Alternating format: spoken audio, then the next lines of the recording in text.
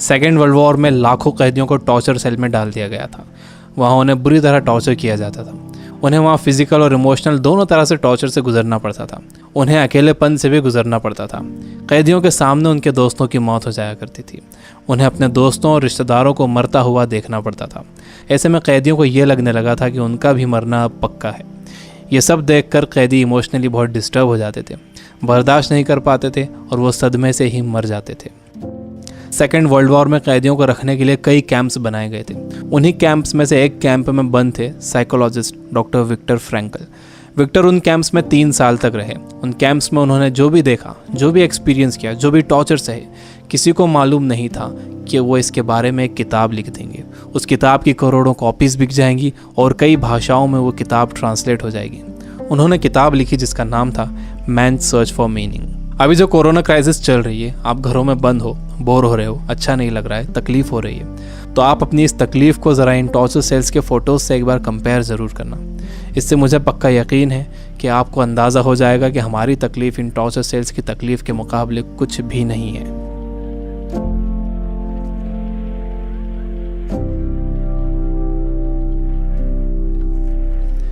जब विक्टर को इन कैंप्स में डाला गया तो उनके साथ उनकी फैमिली भी थी, लेकिन सब के सब धीरे धीरे मरते गए।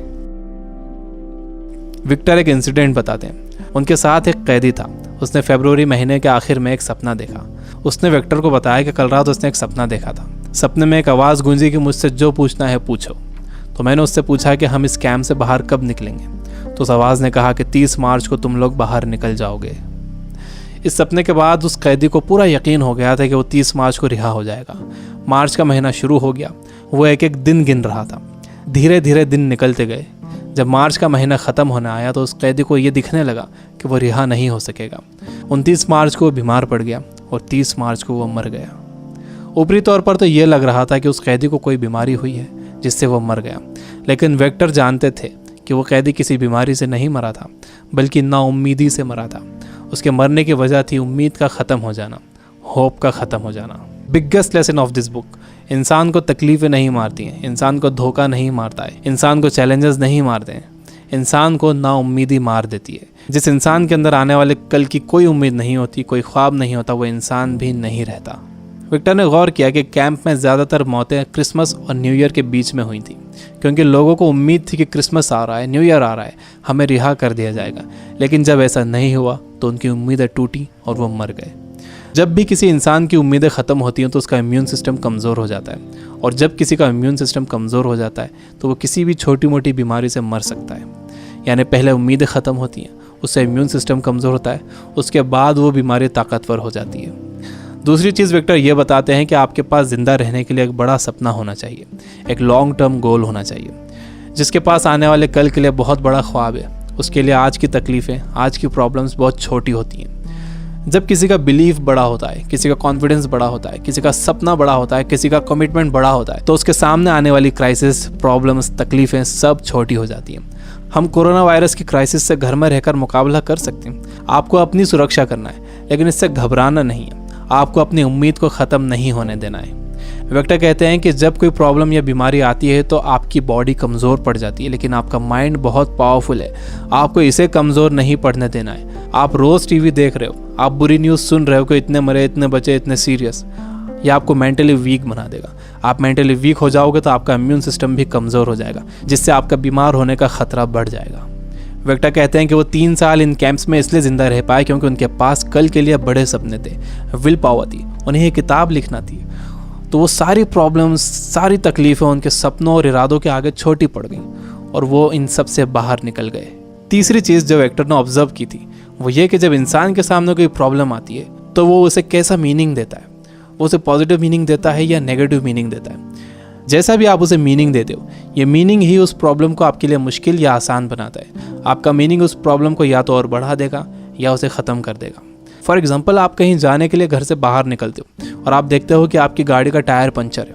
अब आपको बहुत गुस्सा आ जाता है। आपको लगता है कि क्या इसे अभी पंचर होना था, या आप ही के साथ क्यों हुआ, पूरा मूड ख़राब हो गया। आपने इसे दे दिया नेगेटिव मीनिंग। आपके पास एक और ऑप्शन था। आप सोच सकते थे कि हो सकता है कुदरत आपको वहाँ जाने से रोक रही हो, हो सकता है कि आप किसी बड़े एक्सीडेंट से बच गए हों इसकी वजह से।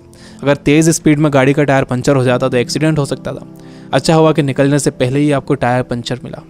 ये है पॉजिटिव मीनिंग। इंसान यूजुअली नेगेटिव ही सोचता है और इस नेगेटिव सोचने की वजह से हम हर चीज़ का नेगेटिव साइड ही देखते हैं, उसका पॉजिटिव साइड नहीं देखते। जैसे कोरोना क्राइसिस में जितना टाइम आपने फैमिली को दिया है, क्या आपने कभी पहले इतना टाइम दिया है? मेरे कुछ दोस्त जो किताबों से बिल्कुल दूर थे, उन्होंने बुक्स पढ़ना शुरू कर दिए। वो रीडिंग हैबिट बना रहे हैं। अगर कोरोना क्राइसिस ना होता तो क्या ऐसा होता था? जितना मैं इन दिनों पढ़ रहा हूँ, पहले इतना कभी नहीं पढ़ता था। जितनी सफाई लोगों ने रखनी शुरू कर दी है, पहले कभी नहीं रखते थे। बार बार हाथ धो रहे हैं, अच्छी तरह हाथ धो रहे हैं, सोशल डिस्टेंस मेंटेन कर रहे हैं। किसी लाइन में लगे हुए हैं तो दूर दूर खड़े हो रहे हैं। आसमान साफ नज़र आ रहा है, हवा साफ हो गई है, समंदर का पानी साफ हो गया है। ऐसा लग रहा है कि नेचर ने जैसे रीसेट बटन दबा दिया। हमें ये पॉजिटिव साइड्स भी सोचना चाहिए। जब तक आपके पास नेगेटिव मीनिंग है, आप उस क्राइसिस से डील नहीं कर सकते। हर प्रॉब्लम उसके साथ एक इक्वल अपॉर्चुनिटी भी लेकर आती है। दुनिया जब से बनी है तब से अब तक उसमें प्रॉब्लम्स ही प्रॉब्लम्स है। अगर ये प्रॉब्लम्स नहीं होती तो हम यहाँ तक ग्रो नहीं कर पाते। सबसे लास्ट में विक्टर कहते हैं कि आपसे सब कुछ छीना जा सकता है, आपकी धन दौलत, घर, गाड़ी, बीवी, बच्चे, माँ बाप, दोस्त, सेहत, लेकिन एक चीज़ नहीं छीनी जा सकती, वो है आपकी पावर ऑफ डिसीजन। आपसे फैसला करने की ताकत कोई नहीं छीन सकता। अगर आप सिचुएशन से घबरा कर फैसला करते हो तो वो सिचुएशन आप पर हावी हो जाएगी, लेकिन अगर आप सिचुएशन के हिसाब से खुद को बेहतर बनाते हो और डिसीजन खुद लेते हो तो आपकी ज़िंदगी बदल जाएगी। दुनिया में इससे पहले भी कई बीमारियां आई हैं जिससे करोड़ों लोगों की मौत हुई है। उसकी वजह ये थी कि लोग अवेयर नहीं थे, उनके पास इन्फॉर्मेशन नहीं थी, इन्फॉर्मेशन लेट पहुंचती थी, बीमारी से डील करने के साधन नहीं थे। लेकिन आज का वक्त सबसे अच्छा वक्त है। हमारे पास इन्फॉर्मेशन बहुत तेज़ी से पहुंचती है, हमारे पास साधन है। मुझे पूरा यकीन है कि आगे और भी अच्छा वक्त आने वाला है और मैं आपको उम्मीद दिलाता हूँ कि आगे सच में बहुत अच्छा वक्त आने वाला है। You guys are amazing. Keep reading, keep learning, keep growing. Thank you for watching.